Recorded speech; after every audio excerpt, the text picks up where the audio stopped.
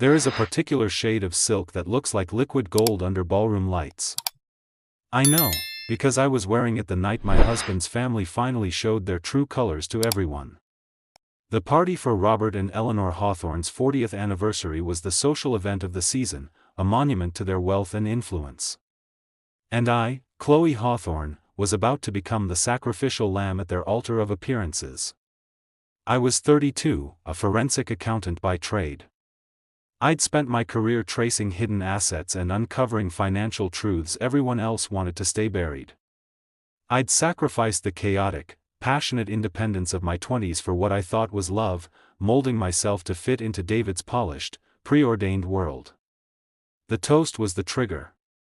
David's older brother, Mark, stood up, clinking his champagne flute.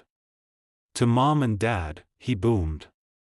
For showing us what true partnership looks like. For building an empire, not just a bank account. The crowd murmured in agreement. Then his eyes, cold and smug, found me in the crowd. And for showing us all the importance of discernment. Of knowing who is truly part of the legacy, and who is just passing through. A wave of titters swept the room. My cheeks burned. I looked at my husband, David, sitting beside me. He stared into his champagne, saying nothing. He never said anything. Mark wasn't finished. He raised his glass directly toward me, a vicious smile on his lips. So here's to you, Chloe. For showing us that even the most unexpected additions can add a certain sparkle to the family tree. The humiliation was absolute. It was a public confirmation of everything they'd whispered for 5 years, that I, the girl from a middle-class family who loved vintage books and old jazz records, had only married David for his money. The entire ballroom was looking at me, waiting for me to cry, to run from the room, to confirm my status as the hysterical, social climbing outsider. But I did none of those things. A profound, icy calm settled over me. I looked directly at Mark, then at my silent husband, and finally at my mother-in-law, Eleanor, who offered a thin, satisfied smile. I stood up, smoothing the gold silk of my dress. I picked up my own champagne glass, my hand perfectly steady. "Thank you for the toast, Mark," I said, my voice clear and carrying, without a trace of anger. "It's so important to know what you're worth." I took a small, deliberate sip, placed the glass down on the table, and with a final, dignified glance at David, I turned and walked out of the ballroom. The silence I left behind was louder than any scream. The betrayal wasn't a single act, it was a 5-year campaign of quiet degradation. From the moment David brought me home, the Hawthornes saw me as a problem to be managed. The first incident was a casual question from Eleanor over tea. "My dear, your father is a teacher, isn't that charming? I do hope David's trust fund isn't too overwhelming for you. We must be careful with sudden wealth." It was framed as concern, but the message was clear: you are not one of us. David was their chief accomplice through his silence. When his sister, Amanda, joked that I must be thrilled to never have to look at a price tag again, he'd laugh weakly and change the subject. When they discussed family investments at the dinner table, the conversation would halt the moment I entered the room. They had built a fortress of exclusion, and my own husband was holding the gate. The final, private betrayal came a month before the anniversary party. I was looking for a pen in David's study and found a printed email. It was from Eleanor to David. The subject line was, "Prenup Compliance Review." "David, darling," it read. "I know you think I'm being harsh, but we must protect the family assets. We need to ensure Chloe hasn't commingled any of her negligible finances with yours. Have your accountant do a deep audit of her spending. We need to establish a pattern before she tries to claim more than she's worth." My hands trembled. He hadn't just failed to defend me, he was actively participating in the surveillance. Their trust was a lie, a performance designed to keep me docile while they looked for a reason to eject me. They had exploited my love for David, using it as a leash. The rage was a cold, sharp thing. But I am a forensic accountant. My entire profession is built on patience, pattern recognition, and the quiet assembly of incontrovertible proof. I went to my home office, the one they thought I used for little hobbies. I opened my personal, encrypted cloud server, separate from anything David could access. The rage was a cold, sharp thing. But I am a forensic accountant. My entire profession is built on patience, pattern recognition, and the quiet assembly of incontrovertible proof. I went to my home office, the one they thought I used for little hobbies. I opened my personal, encrypted cloud server, separate from anything. You see, they never asked about my family. They were so obsessed with their own fortune, they never considered that my charming teacher father was the son of a wildly successful, but intensely private, industrialist. My grandfather, who despised ostentatious wealth, had left his entire fortune to my father, who in turn left it to me. I had inherited a sum that would make the Hawthorne family trust look like a modest savings account. But I'd kept it secret. My grandfather's mantra was, "Wealth is a tool, not a trophy." I'd placed everything in a blind trust, managed by a formidable lawyer named Ms. Chen. The money was used for quiet, impactful investments. I owned a significant stake in a thriving tech startup, several lucrative commercial properties, and a portfolio that was the envy of any hedge fund manager. They were auditing my spending. I had been independently wealthy the entire time. I began my silent preparation. I downloaded every bank statement, every investment report. I had Ms. Chen draft a full, certified valuation of my assets. I compiled a timeline, juxtaposing their snide comments with the growth of my own, hidden fortune. The stake was my dignity, my self-worth, and my financial independence, which they were so desperate to strip away. I made one final, symbolic gesture. I rented a safe deposit box at a bank they didn't use. Inside, I placed a copy of my trust documents and a single key, the key to my new, fully paid-for penthouse apartment, bought with my own money. It was my tangible proof of freedom, waiting for its moment. David could access. You see, they never asked about my family. They were so obsessed with their own fortune, they never considered that my charming teacher father was the son of a wildly successful, but intensely private, industrialist. My grandfather, who despised ostentatious wealth, had left his entire fortune to my father, who in turn left it to me. I had inherited a sum that would make the Hawthorne family trust look like a modest savings account. But I'd kept it secret. My grandfather's mantra was, "Wealth is a tool, not a trophy." I'd placed everything in a blind trust, managed by a formidable lawyer named Ms. Chen.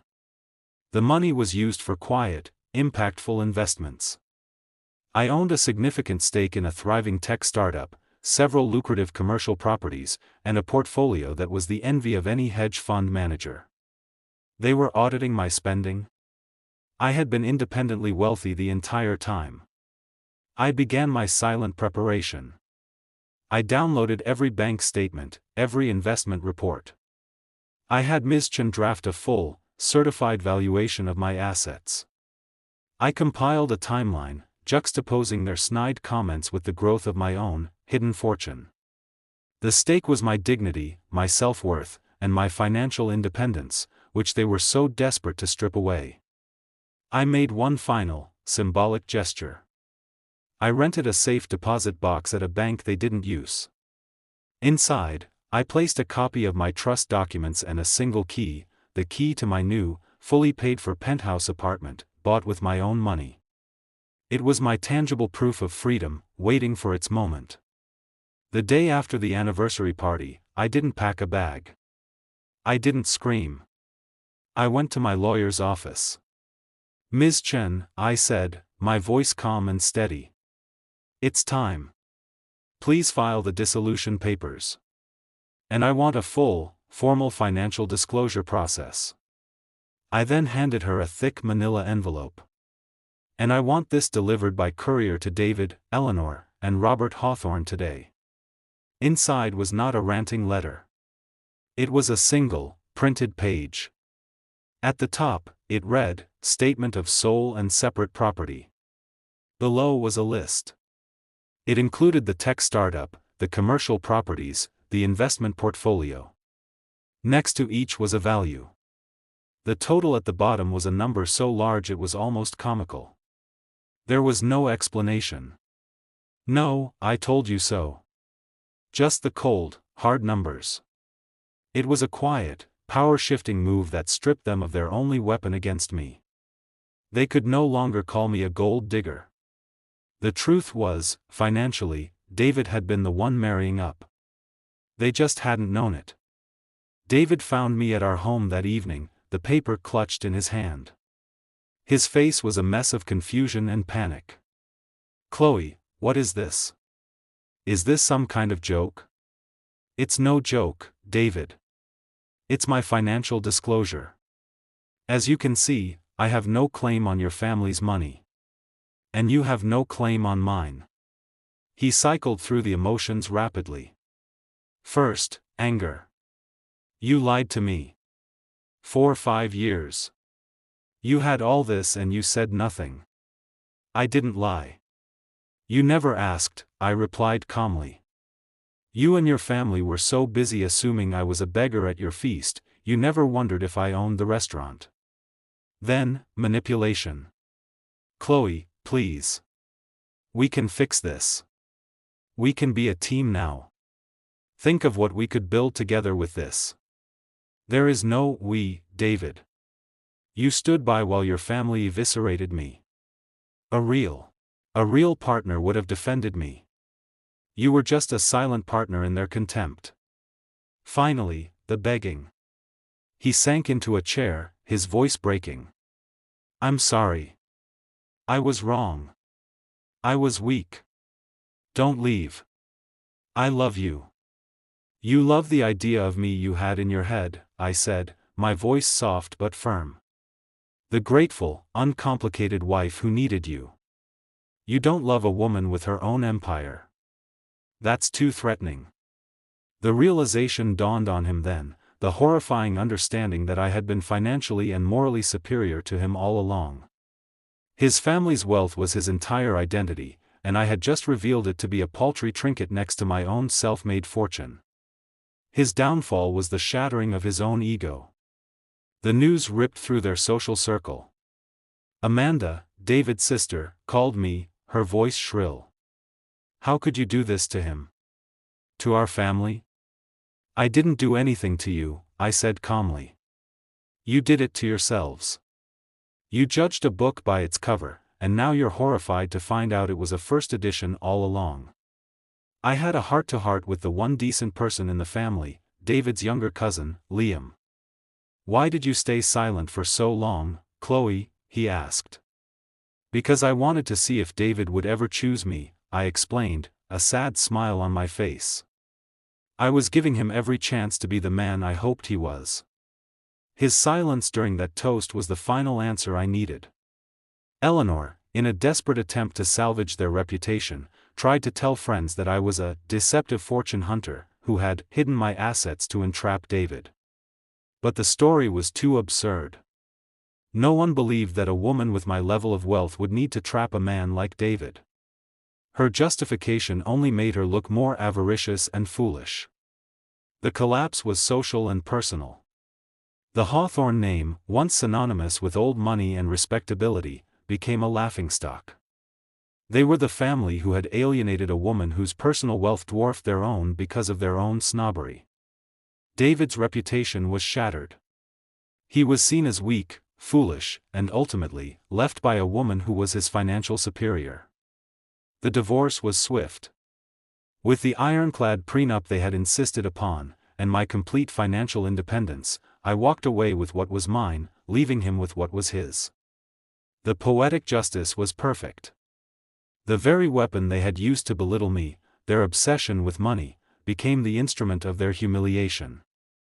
They had valued wealth above all else, and in the end, they were proven to have less of it than the one person they looked down upon that I moved into my penthouse, with its stunning city views.